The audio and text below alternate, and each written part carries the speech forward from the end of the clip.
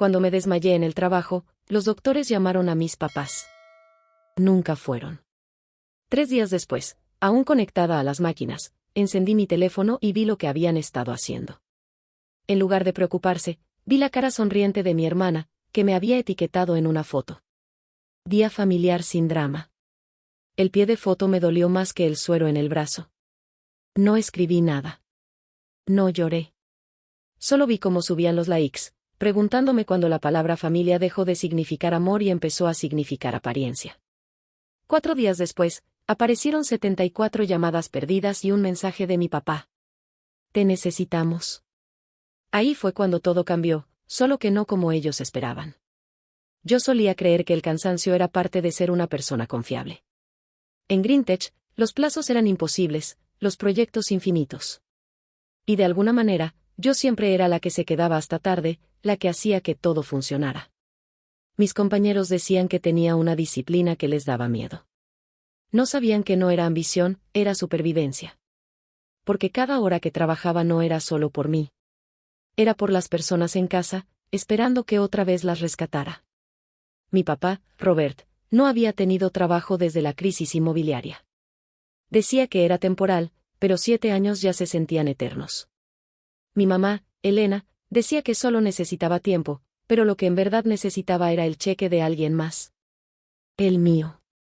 Mi hermana Marisa, la influencer de la familia, siempre lanzando algo nuevo, una marca de bienestar, un podcast, una línea de velas. Cada intento fallaba más rápido que el anterior. Mi apoyo llegaba en transferencias rápidas con notas como ayuda o solo este mes. Y Peyton, la más chica, aún en la escuela de diseño, jugaba a ser la pacificadora. Nunca discutía. Solo pedía prestado en silencio y se olvidaba en voz alta. Desde fuera, parecíamos perfectos. Fotos familiares sonrientes, suéteres a juego, risas falsas. En redes, Marisa nos llamaba los Miller, prueba de que el amor lo puede todo. Publicó eso justo después de que yo pagara el seguro del coche de mamá y cubriera la mensualidad atrasada de la hipoteca. Al parecer, el amor también tenía saldo pendiente. El único que siempre vio la verdad fue el abuelo Joe. Había sido contador en un bufete por 40 años y podía leer a las personas como hojas de cálculo. No se puede auditar el amor, me dijo una vez, pero sabes cuando los números dejan de cuadrar. Me advirtió con suavidad que mis padres ya me veían como su plan de respaldo. No quise creerle. Me enseñaron que la lealtad arreglaba todo. Así que seguí arreglando. Pagué lo que no debía, sonreí cuando no podía. La verdad era que tenía miedo de parar. Miedo de que, si algún día decía que no, por fin me mostraran cuánto valía realmente su amor. La noche antes de desmayarme, seguía en la oficina a las 10 de la noche, mirando planos que ya ni siquiera podía enfocar. Llevaba semanas sintiendo presión en el pecho, la vista se me nublaba. Pensé que era estrés. No lo era. Pero incluso entonces, mientras guardaba mi laptop, recibí un mensaje de Marisa. ¿Puedes cubrir mi renta? Te prometo que el próximo mes te pago. Escribí una respuesta, la borré, la escribí de nuevo. Claro. Ese fue el último mensaje que envié antes de que el piso me tragara. Las luces del hospital eran demasiado blancas, demasiado limpias, como si intentaran borrar lo que pasó. Cuando abrí los ojos, todo estaba borroso, el techo, las mangueras, la enfermera preguntando si sabía dónde estaba. No respondí de inmediato. Todavía trataba de recordar qué día era. Mi teléfono estaba muerto. El pecho me dolía. El monitor al lado pitaba despacio, marcando el ritmo de algo frágil dentro de mí. Cuando el doctor por fin explicó, su voz fue tranquila pero distante. Evento cardíaco. Tuviste suerte de que tu compañera reaccionara rápido. Suerte. Esa palabra me dolió. Porque no debería ser la suerte la que me mantuviera viva. Debería haber sido el amor. Dijeron que habían llamado a mis contactos de emergencia, mis padres, pero nadie respondió. Dejamos varios mensajes, añadió la enfermera, con cuidado, como si temiera que la verdad doliera más que la aguja en mi brazo. Pasaron las horas. Sin llamadas, sin visitas, nada. Vi cómo la luz del sol se arrastraba por la pared hasta desaparecer otra vez. Al tercer día, la enfermera me trajo el teléfono, ya cargado. No debía haberlo abierto, pero lo hice. Lo primero que vino fue una llamada perdida ni un mensaje. Fue una notificación. Ha sido etiquetada en una publicación. Mis dedos temblaban mientras la abría. La foto cargó despacio: sol, agua, un lago. Mi familia sonriendo alrededor de una mesa de picnic. Mi mamá con sus huevos rellenos, mi papá con una cerveza en la mano, Peyton haciendo señas de paz junto a Marisa, cuyo pie de foto brillaba debajo de sus caras perfectas. Día familiar sin drama. Por un momento, no pude respirar. El pitido del monitor se aceleró, siguiendo mi pulso. La ironía era casi poética: me habían borrado mientras fingían celebrar a la familia. Hice zoom en sus caras, sonrientes, relajadas, sin culpa. Nadie parecía extrañarme. Una enfermera pasó y me preguntó si necesitaba algo. Dije: no, creo que ya fue suficiente. No comenté, no llamé, no mandé mensajes. Solo miré la pantalla hasta que se apagó y vi mi reflejo, pálida, cansada, pero extrañamente tranquila. Esa clase de calma que no viene de la paz, sino de la claridad. Al cuarto día empecé a caminar otra vez, lenta e inestable, arrastrando el suero como si fuera una segunda sombra. El doctor dijo que mi recuperación tomaría semanas. No sabía que no solo mi corazón necesitaba sanar. Una mañana, mi teléfono vibró sin parar. 74 llamadas perdidas. Un mensaje de mi papá. Te necesitamos. Contesta de inmediato. Nada de ¿cómo estás? Ninguna disculpa. Solo urgencia. Mando. Pánico. Lo leí una vez. Luego otra. La ironía casi me hizo reír. Me ignoraron cuando más los necesité. Y ahora exigían que los salvara. Pero no llamé. No esta vez. En cambio, busqué otro contacto. Abuelo Joe. Mi dedo se quedó sobre su nombre, el único que todavía significaba seguridad. Cuando contestó al segundo timbrazo, solo dijo en voz baja: no tienes que explicarme nada. Fue la primera vez en años que alguien me habló como si importara. El abuelo Joe llegó 40 minutos después, con su vieja chamarra café y esa expresión que nunca revelaba nada. No me abrazó, nunca fue de abrazos. Pero se sentó junto a mi cama como si lo hubiera hecho toda su vida. Así que al fin te rompieron, ¿eh? Dijo, mirando el monitor. Parece que sí, le respondí apenas sonriendo. No pidió detalles. No los necesitaba. Esa era su forma, entender sin palabras. Se quedó todo el día, habló con mi enfermera, revisó que mi seguro cubriera lo necesario. Cuando la encargada de cuentas mencionó unos pagos pendientes, ni se inmutó.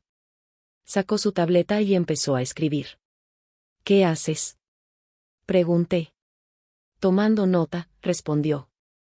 Antes de cortar los lazos, tienes que saber a dónde van todos.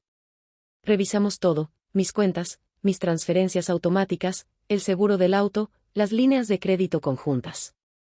El estómago se me revolvía mientras la lista crecía. Cada semana, mi dinero salía de mi cuenta como una hemorragia lenta. El préstamo de Marisa, la renta de Peyton, el coche de mamá, incluso un pago de servicios de una casa en la que no vivía desde la universidad. ¿Cómo dejé que pasara esto? Susurré. Tú creías que era amor, dijo él simplemente. Ellos creían que era obligación. Matemáticas distintas. Esa noche, mientras las máquinas zumbaban y el hospital se quedaba en silencio, el abuelo Joe me enseñó a desconectarlos uno por uno. No por venganza, sino por supervivencia. Hizo una hoja de cálculo, escribió cada pago recurrente y me la entregó como si fuera un mapa para salir del infierno. Mañana, dijo, empezamos con el banco. No dormí mucho. Seguía viendo esa foto, sus sonrisas, el sol, y escuchando el pitido del monitor como una cuenta regresiva. A la mañana siguiente, llamé al banco desde el hospital. La empleada reconoció mi voz: había sido la cliente confiable durante años. Al mediodía, las transferencias automáticas ya estaban canceladas. La cuenta de Marisa, el depósito de Peyton, el seguro de mamá. Cada clic se sentía como volver a respirar. Al anochecer, el teléfono empezó a vibrar. Primero un mensaje de mamá. Apenas nos enteramos de lo que pasó, ¿por qué no nos dijiste? Luego. Peyton, ¿podemos hablar? Todo fue un malentendido. Ignoré a todos. El abuelo Joe se sentó junto a mí, leyendo el periódico, fingiendo no observarme. ¿Ya te sientes culpable?, preguntó al fin. Sí, admití, un poco. Se te pasará, dijo doblando el periódico. La culpa es el impuesto que la gente buena paga antes de ser libre. Al día siguiente salí del hospital. El abuelo Joe me llevó a casa.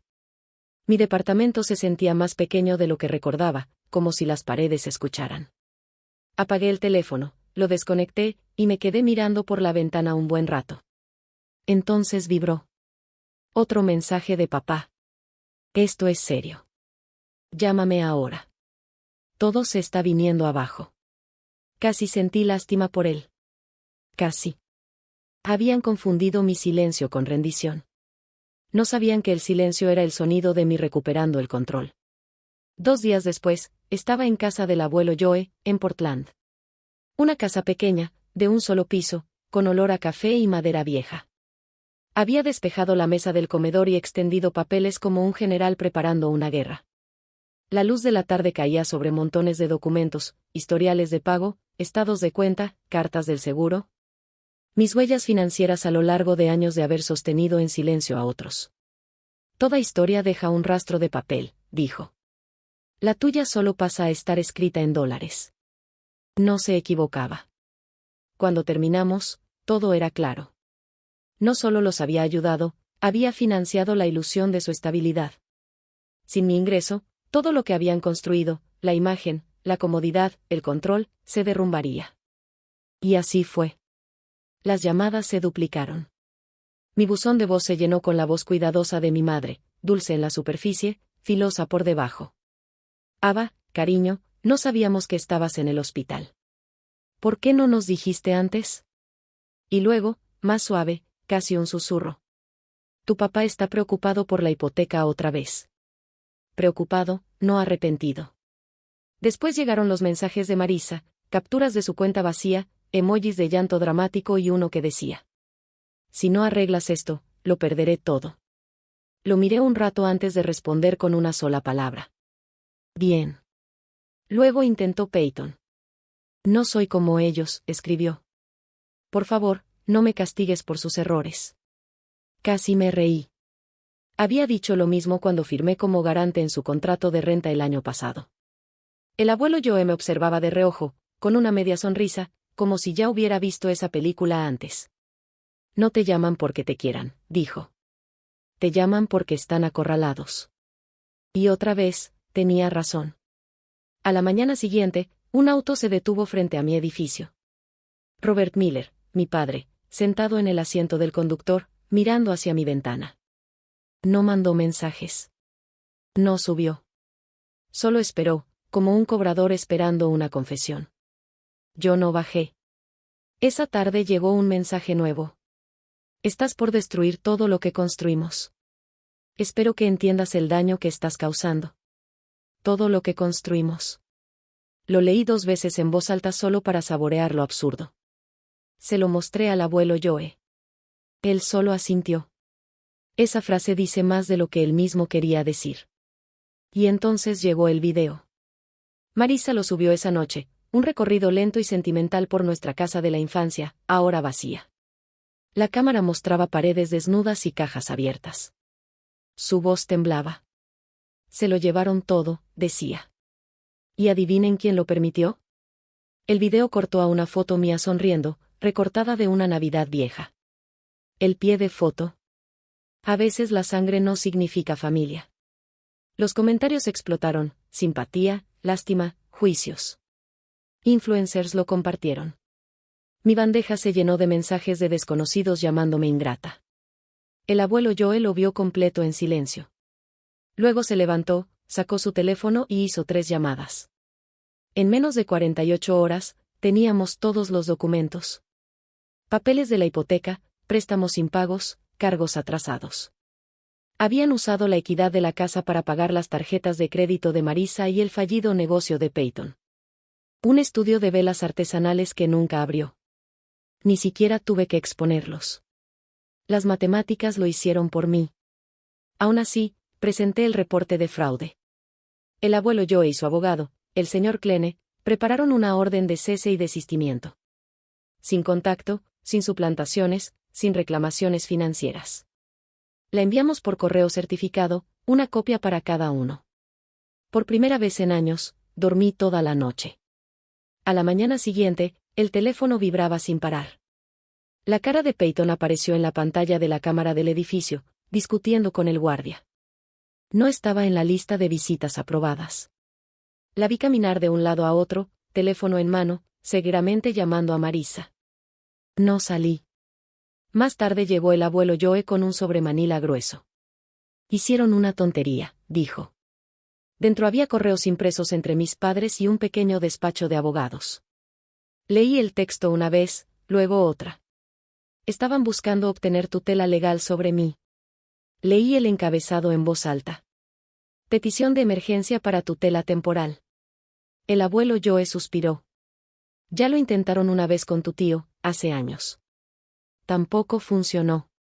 Y esta vez tampoco habría funcionado. No después de que movimos todo bajo el fideicomiso que él creó.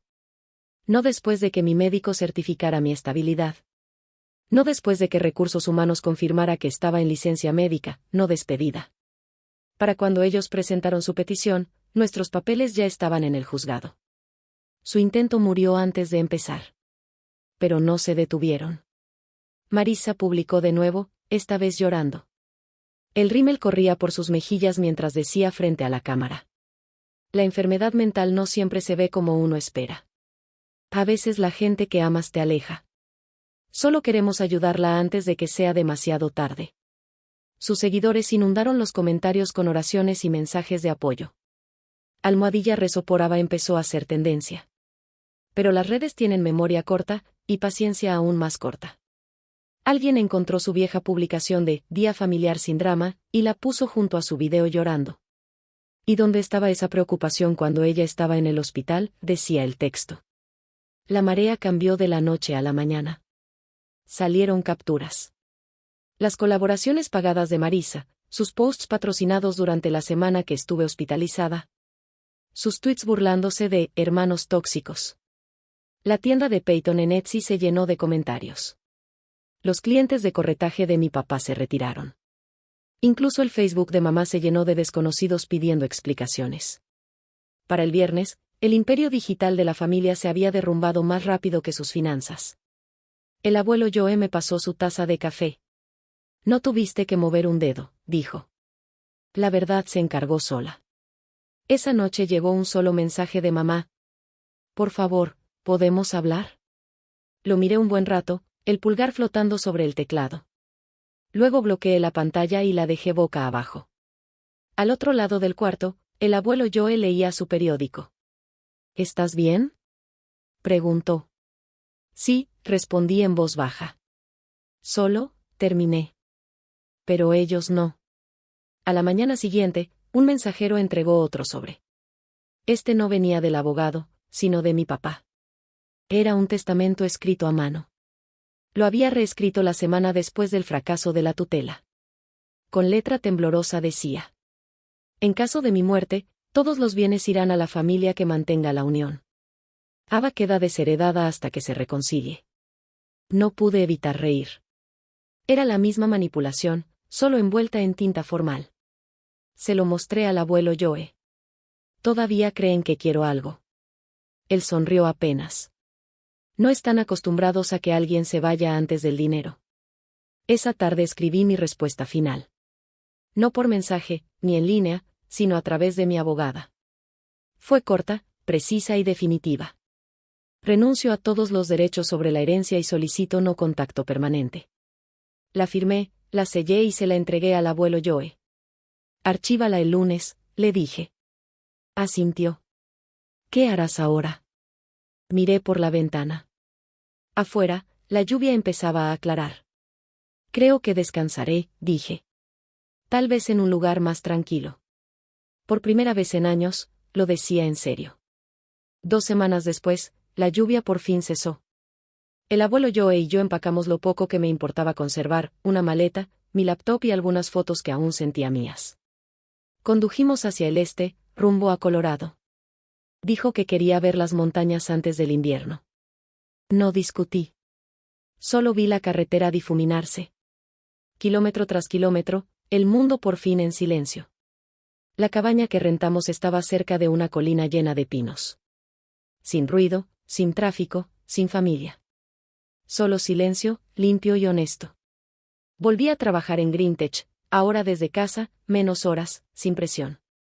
Mis días empezaban con café negro y terminaban con el sonido del viento golpeando el techo. A veces todavía llegaban mensajes. Un primo preguntando qué había pasado. Un desconocido diciendo que leyó las publicaciones en línea. No respondía. Ya no hacía falta. Podían creer la versión que quisieran. Mi verdad ya no necesitaba testigos. El abuelo Joe se sentaba junto a la ventana, periódico en mano, fingiendo no notar cómo respiraba más ligera. Lo lograste, me dijo una mañana. Rompiste el ciclo. Sonreí. Solo costó todo. Él soltó una risa leve. Ese es el precio con descuento. Y tenía razón.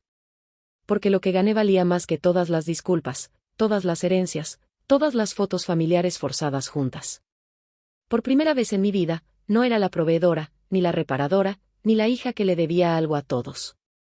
Solo era Ava, viva, sin dueño y, al fin, libre. Antes pensaba que el silencio era derrota.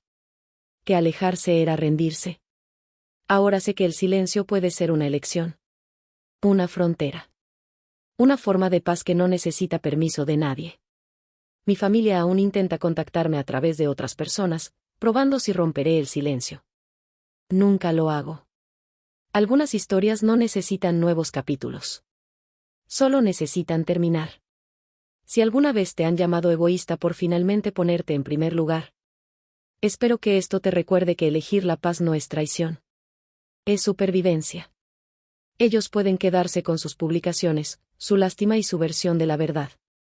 Yo me quedo con mi calma, mi risa y mi vida. Si alguna vez tuviste que alejarte de tu propia sangre para sanar, comparte tu historia.